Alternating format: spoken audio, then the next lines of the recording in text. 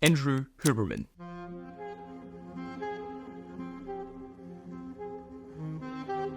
The neuroscientist who teaches at Stanford University whilst owning the biggest science podcast in the world. If there is one person to learn high performance from, it's this man right here. The question is, what does Andrew Huberman do on a daily basis that made him so successful? What is the secret to his daily routine that makes him insanely high performance? Well, this is the daily routine that he follows that I'm going to be trying out tomorrow. And I promise you, this is not a normal daily routine. Lights out.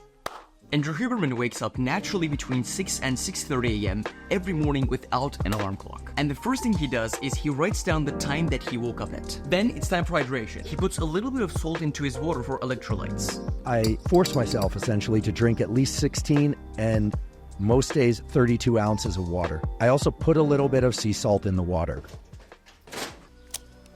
Every morning, Andrew Huberman goes for a walk outside for the morning sunlight. The second thing I do after I wake up is to get into forward ambulation, which is just nerd speak for taking a walk. He does this for the following benefits: regulating blood sugar levels, regulating your stress, regulating your melatonin production, regulating your digestive systems, and helping you to focus better. After the morning walk, it's around 6:30, and this is the time for the first deep work session of the day. I would do a 90-minute bout of work. That 90 minutes is about what the brain can handle in terms of a dedicated effort for high degree of focus. Okay, it is 8:03 now, and this is where the deep work session ends, and this is where Andrew Huberman exercises every single day. Okay, so here is a training split of Andrew Huberman. He goes to the gym 3 days a week, so he lifts 3 days a week, and then he runs 3 days a week. Always do the same fitness routine. Lift 3 days a week, run 3 days a week. Every session of him lasts around an hour. He cycles between 3 months of heavy weights of low reps and then 3 months of high reps, lighter weight, to adapt his body to different stresses. He doesn't just care about size, he also cares about cardio and agility. He also does jiu-jitsu on top of this training. So after the workout, Andrew Huberman does cold exposure, and he probably has some of those very fancy looking cold exposure stuff, but unfortunately this is my parents' house and I don't have that. So we're gonna make this homemade, and what I'm doing is I fill this out with cold water and put in as much ice as I could possibly find in the refrigerator. So let's do this. Okay, here we go.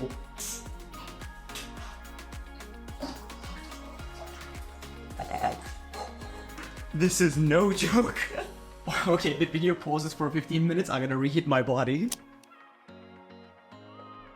Andrew Huberman delays his caffeine intake a few hours after waking up so that you can have a natural natural spike of cortisol instead of an artificial one. Andrew Huberman drinks yerba mate, which is a caffeinated tea, for the simple reason that he has never tried Turkish coffee. So let me teach you guys how to make Turkish coffee. Someone, send the music in. First, you get your special Turkish coffee maker, and then you put 1 cup of cold water in, and then you put 1 spoon of Turkish coffee, and you stir it until it boils. And lastly, you pour your majestic coffee into a Turkish mug called fincan. That's it. And you can serve it with chocolate, but for Andrew Huberman's routine, we're kind of holding on to that. Majestic. At exactly 9:30 a.m., Andrew Huberman sits down for an active learning session. And what that means is it's basically a session where you cognitively force yourself to learn. This is basically a session to get smarter. You know that feeling when you are trying to solve a difficult puzzle, and in the beginning it's like this very complete mess, and you're thinking really hard, and in the end you finally get it, you finally solve it. This should be the same. Cognitive difficulty. And what I'm doing is I'm reading a research paper about high performance from Stanford University, and it's kind of difficult to understand, but it is what it is. Fast life. Let's go. After frying my brain for the last 3 hours, it's time for Andrew Huberman's lunch. And it's basically not Krispy Kreme, yeah. Okay, let's make it. Dr. Huberman has his lunch protein and veggies focused, and maybe a little bit of like starch, so maybe like potatoes. Why? So that he can stay sharp while working in the afternoon. Even though he wakes up around 6-ish, he has his meal 6 hours later after he wakes up, which means he intermittent fasts. This is what Andrew Huberman has for lunch: steak, veggies, and potatoes.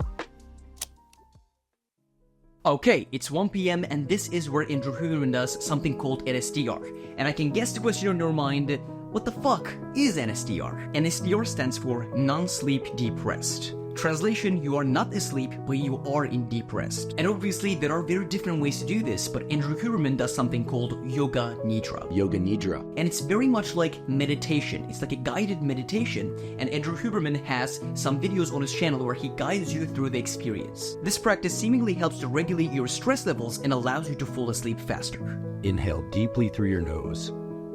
Well, this was quite the experience. One last point, was I gonna fall asleep? Close, yeah. Okay, at exactly 2 p.m, Andrew Huberman sits down for the second deep work session of the day. I got the entire cafe to myself, and here we go. I tend to focus on another work bout.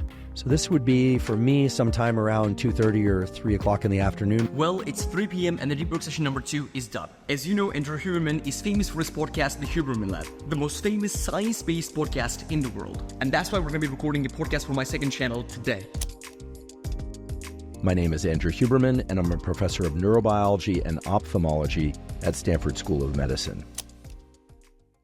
At 6 p.m, which is 3 to 4 hours before sleep, Andrew Huberman prepares his dinner. So let's go, let's fucking make it. In this meal, he mainly eats carbohydrates because of the fact that he wants to replenish the glycogen levels, as well as this helps with sleep. For probably one scientific reason, he doesn't actually eat a lot of meat at dinner time. And until this level, main tasks of the day, most of the stunt is already done. Okay, and this is what is for dinner. We have some pasta for the carbohydrates that I just talked about, some veggies, as well as some fish.